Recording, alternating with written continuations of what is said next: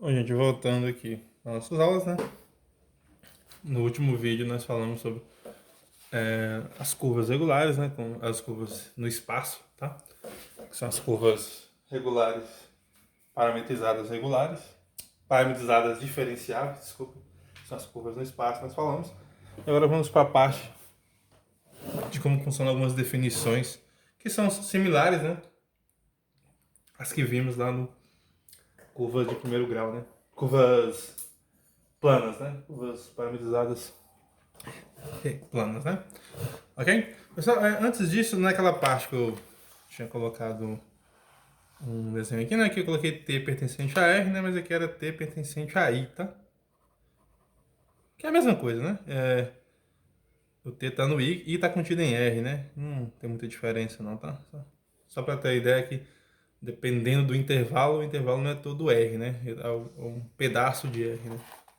Ok? Então, agora a gente vai falar de vetor tangente, curva regular e mudança de parâmetro, tá?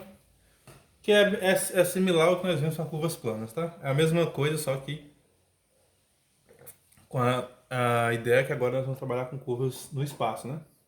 Então, mas a definição é a mesma, tá? O que vai aumentar são a coordenada, por isso que eu abreviei aqui todas elas em uma só, né? Então, nós temos aqui uma curva alfa t, x, t, y, z, dt, né? Ou seja, três coordenadas, né? Cada funções coordenadas, e ela é curva parametrizada diferenciável, ou seja, uma curva que tem essas funções aqui são contínuas e diferenciáveis de classe C infinita, né? Isso que define uma curva parametrizada no espaço, né? xt, yt e zt são de C infinito, né? Então, o que seria o vetor tangente? Não, o vetor tangente é simplesmente a derivada no ponto t, né? Então, o vetor tangente alfa em t, né? Para cada t, você vai ter um vetor tangente, que é só você derivar as funções coordenadas, né? Você deriva aqui as funções coordenadas no ponto T, ou seja, vai ter a x' t, y' t, z' t. A derivada é de primeira ordem, tá? Derivada de primeira ordem. E essa curva ela vai ser regular, igual como eu coloquei aqui, né? Se para todo t, observe que aqui para todo t que está no intervalo i, né? Essa informação é importante, né? Para todo t que está no intervalo i, essa função é diferente do vetor nulo, né? Ela não pode ser o vetor nulo, né? Essa derivada aí nunca se anula, ou seja, nunca vai dar o vetor nulo, né? Beleza? Vetor 0, 0, 0. E a reta tangente, né? Essa curva regular alfa no ponto t0 é a reta que passa regular no ponto t0. A reta tangente à curva alfa no ponto t0, tá? É a reta que passa pelo ponto, né, alfa de t0. Você calcula o alfa de t0, você vai ter um ponto lá em R3, aí a reta que passa por esse ponto na direção da derivada desse ponto aqui, né? Nessa direção nós chamamos de reta, nós chamamos de reta tangente, tá? Essa é a reta tangente, né? Então essa é a reta que é dada por essa função, né? G de R igual a alfa t0, esse aqui é um ponto, né? Mas na direção de quem? Alfa t' de zero, né? Então R vezes alfa' t0, ok? Vamos ver um exemplo aqui, para ficar mais fácil vocês entenderem, né? De curvas regulares e de vetor e reta tangente, tá? Então, vou dar um exemplo fácil aqui, simples, bem simples de entender. Então, seja a curva,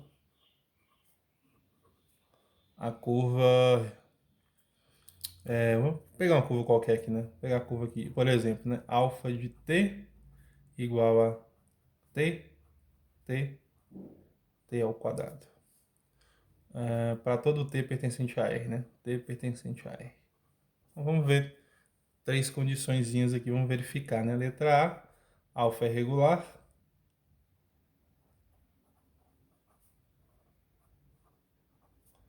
Beleza? Bom, alfa é regular e vamos ver por que alfa é regular, né? Então, para alfa ser regular, a derivada tem que ser diferente de zero para todo t, né? Então, se nós calcularmos ali alfa' de t, Então, é derivar x' de t, que nesse caso ali é o t, né? Então, a derivada de t dá 1. O y' de t, o y de t é t, então a derivada do y' de t também vai dar 1, né? Derivada em relação a t. E a derivada aqui dá 2t, né? Certo? E observe que isso aqui é sempre diferente, né? Do vetor 0, 0, 0, porque essas duas primeiras coordenadas aqui não se anulam, né? Então, por isso que alfa ela é regular, tá? Beleza? Simples, né?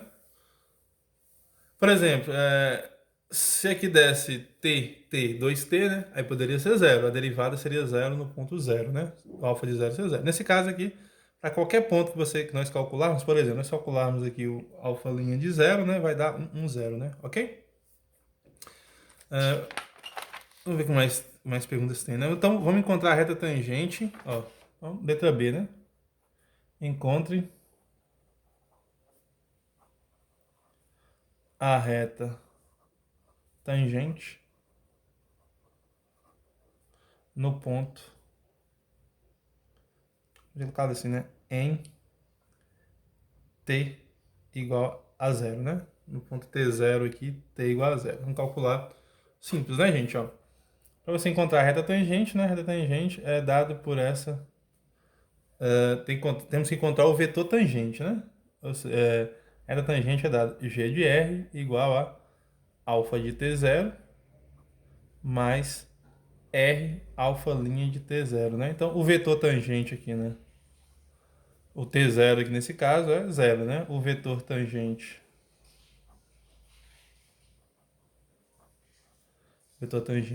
é alfa' de zero, né? Como o alfa' nós calculamos de 1, 1 e 2t, né? O vetor tangente aqui então seria quem? Seria 1, 1 e 2 vezes zero, né? Que é no ponto t igual a zero, né? 2 vezes zero dá zero. Então, esse é o vetor tangente, né? Ok? Observe que é diferente de zero, né? Porque a curva é regular, né? Então, como é que seria o g de r, né? G de r, que é a reta tangente, né? Seria alfa de t0, ou seja, seria alfa de zero mais r vezes alfa' de zero, né? Calculamos alfa' de zero ali, ou seja, g de r aqui seria alfa de zero. Calculando o ponto zero, ou seja, alfa de zero vai dar 0, 0, 0, né? 0, 0 e 0 ao quadrado é zero. Então vai ficar 0, 0, 0, mais r que multiplica 1, 1, 0. Então, quem que é o g de r? Simplesmente a reta, né? Que tem coordenadas. Primeira coordenada é qualquer r, né? Segunda coordenada, qualquer r. Terceira coordenada sempre zero, né? Então esse é o vetor tangente. A reta tangente que passa é a reta tangente em t0 igual a zero, né? Reta tangente t0 é 0, 0. Que passa na direção desse vetor aqui, né? A reta tangente que passa pelo ponto 0, 0, né? Na direção de quem? Desse ponto, né? Na direção desse vetor, ok? Vou fazer uns rascunhos aqui. Vamos fazer o gráfico, né? Ó, vamos fazer o gráfico dessa curva ali, né? Para você o traço, né? Então, olha como é que seria o traço dessa curva, né, gente? Ó. Vou guardar isso aqui, tá? Eu ia fazer aqui, mas aqui não...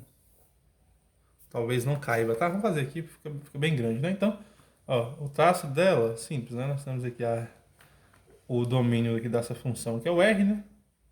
Nós vamos pegar um t aqui. E fica fácil da gente fazer, né? Depois que a gente consegue entender quais são os vetores tangentes. 1, 2t, né? Nesse caso. Então, ó, vamos fazer um desenho aqui.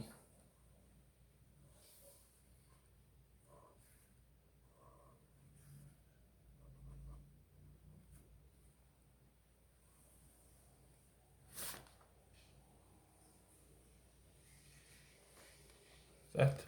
Note que nós temos nessa posição sempre t e t, né? Então quer dizer que nós sempre temos ponto, por exemplo, se pegarmos 1 em 1, só para ter uma ideia aqui, né?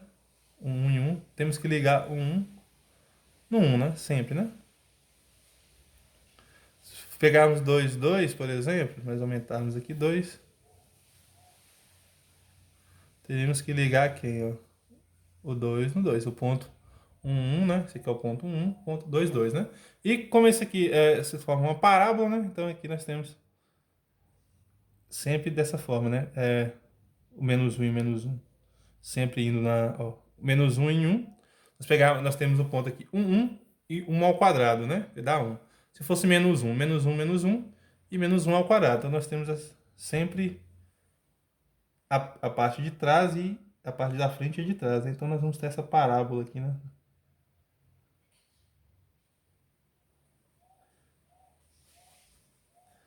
Aqui é o eixo X, Y, Z, né? Ok? Nós pegamos aqui a parte de trás, né? Eu não coloquei aqui, vou colocar aqui, ó.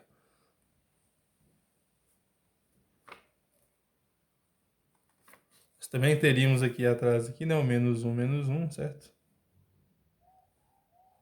Aqui, vamos colocar aqui, né? Menos 1, ligando aqui. E o 2 também, tá? Vou fazer meio tosco aqui, só para poder... Tá? Temos a parte de trás também. Então nós temos essa parábola aí, tá? Esse aqui seria o traço dessa curva, né?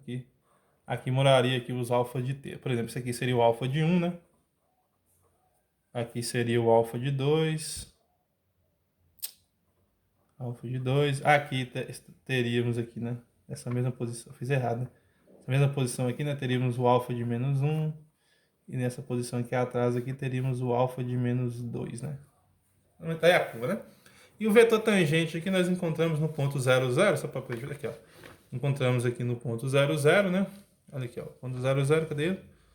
O alfa linha de 0 deu 1, 1. Quer dizer que o vetor tangente aqui no instante 0 seria esse vetor aqui, ó, que é o vetor 1, 1. Certo? Esse aqui seria o nosso vetor tangente.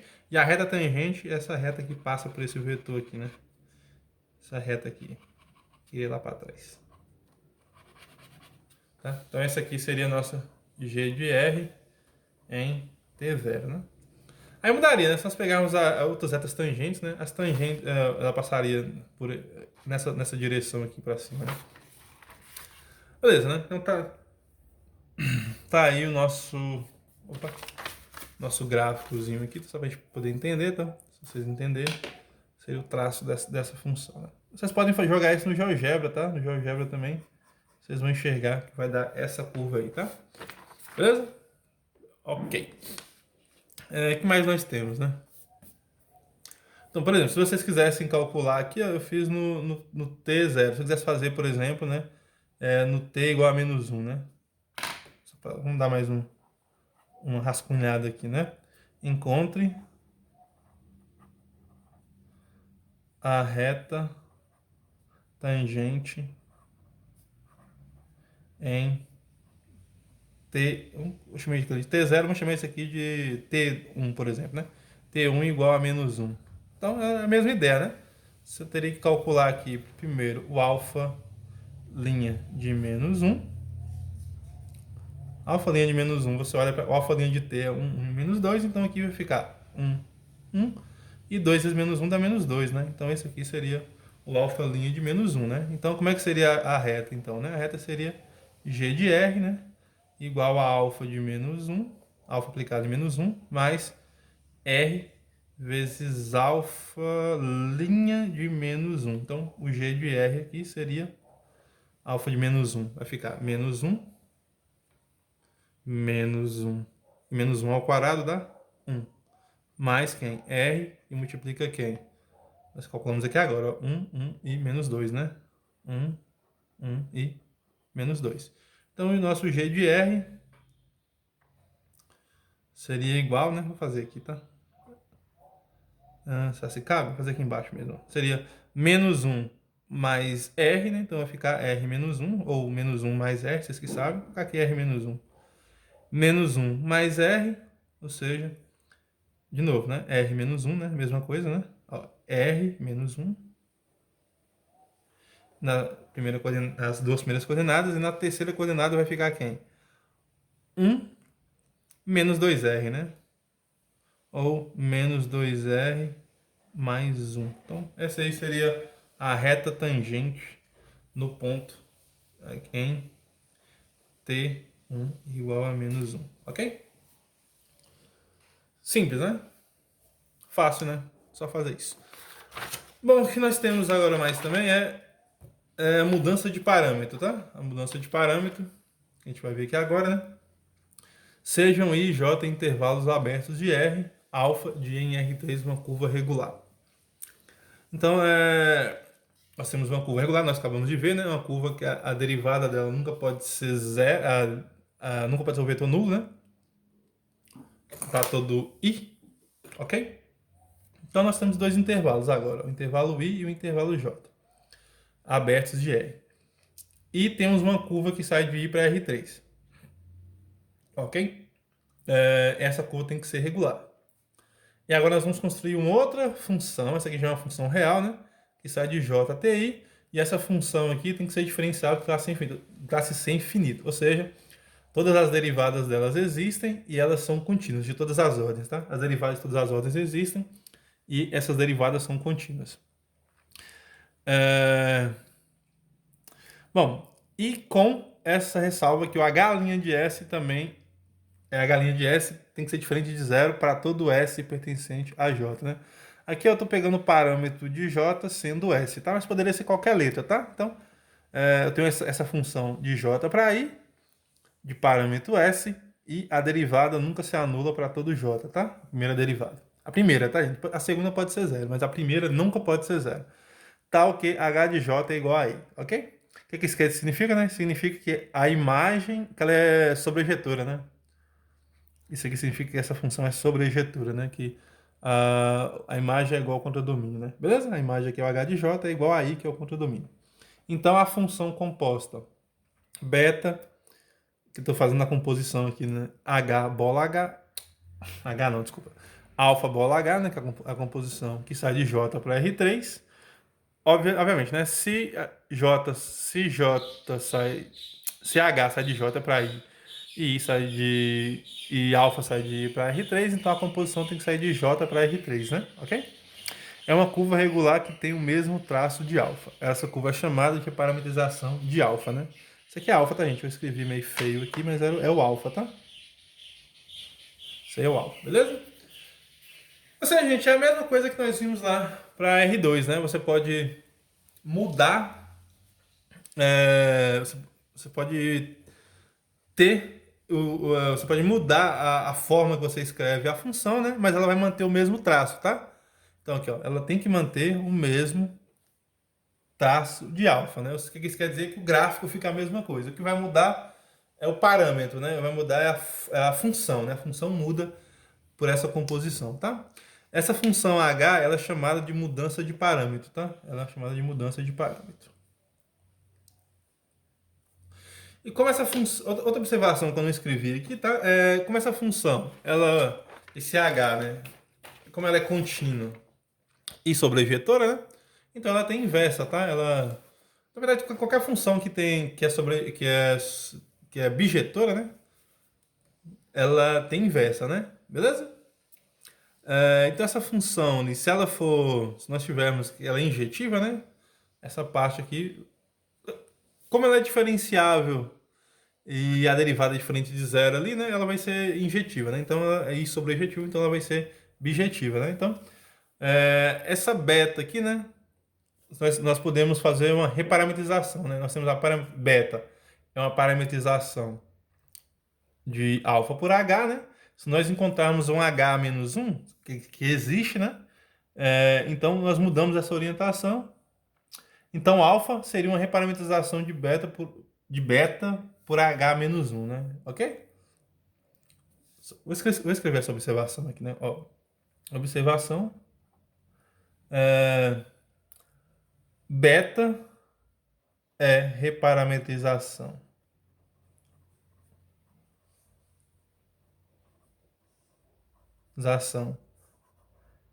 reparametrização, né, de alfa por h, de alfa por h. Então alfa, né? Então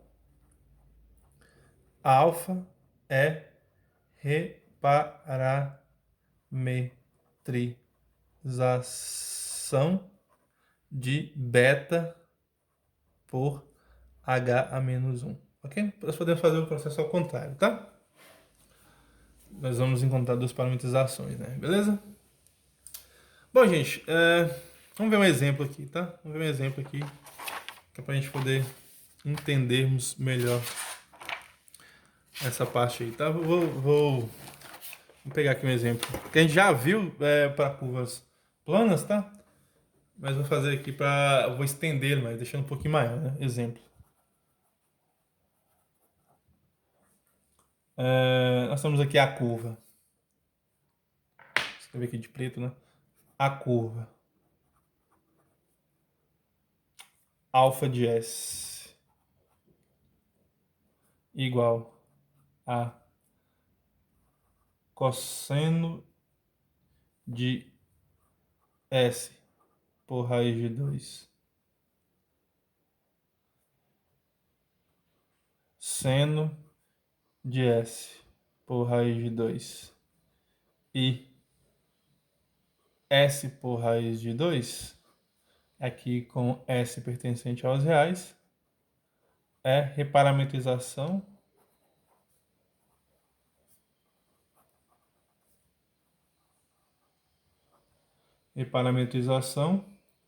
da hélice circular.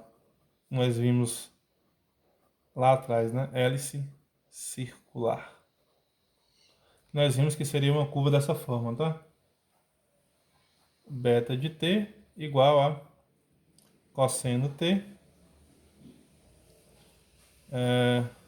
seno t e t.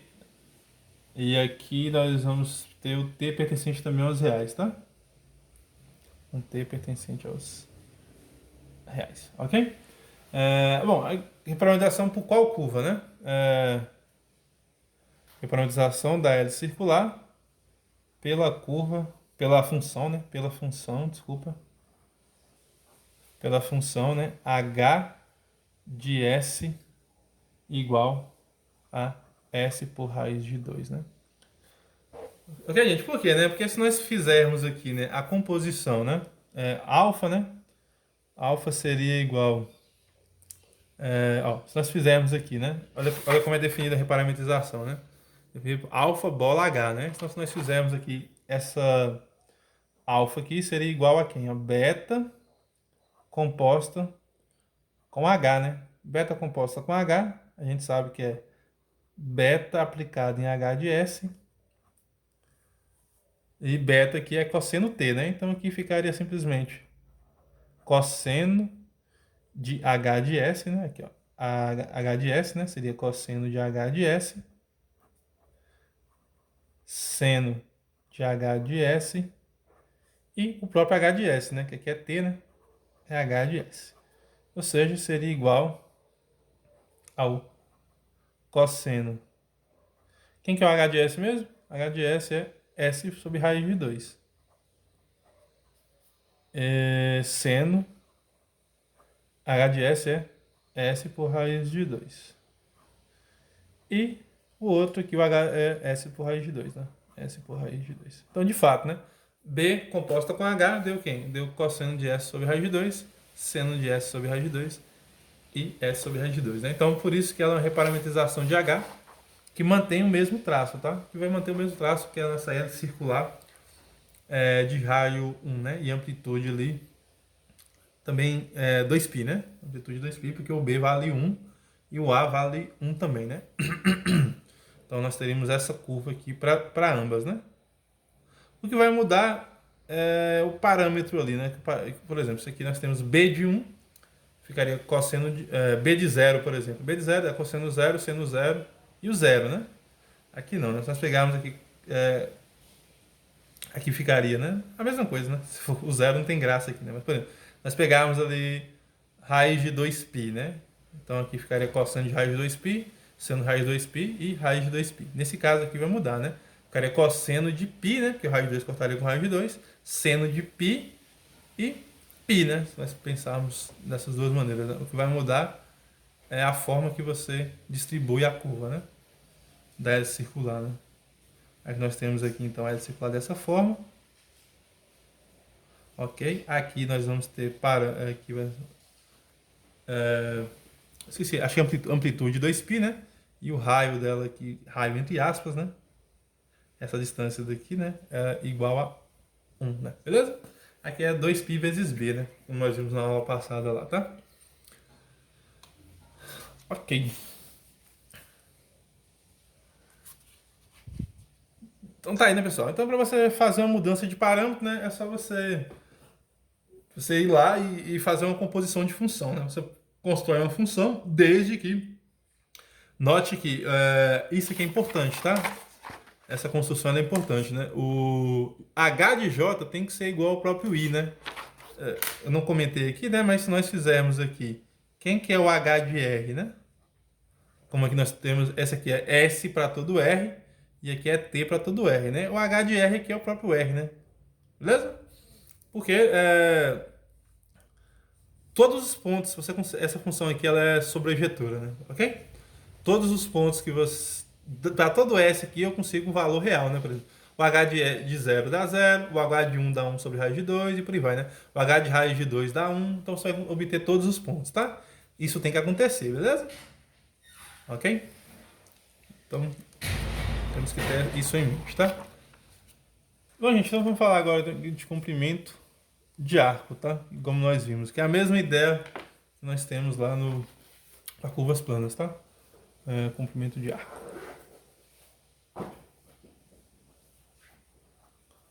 Comprimento de arco, que é a função comprimento de arco.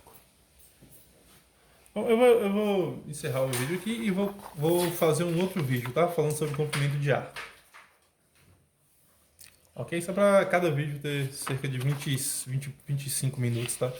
O primeiro vídeo teve 25 minutos, o segundo também teve aproximadamente esse tempo, e esse aqui está em 26 minutos, 27 minutos, né? Então, eu vou encerrar esse vídeo aqui e voltamos com o comprimento de arco, tá? Comprimento de arco e reparametrização pelo comprimento de arco. Que é a mesma coisa que nós vimos em curvas planas, o que vai aumentar agora seria uma coordenada e a diferenciabilidade. E, na verdade, a norma, né, que a gente usa, nesse caso aqui será a norma para 3 dimensões, né? Ok? Então tá, tchau.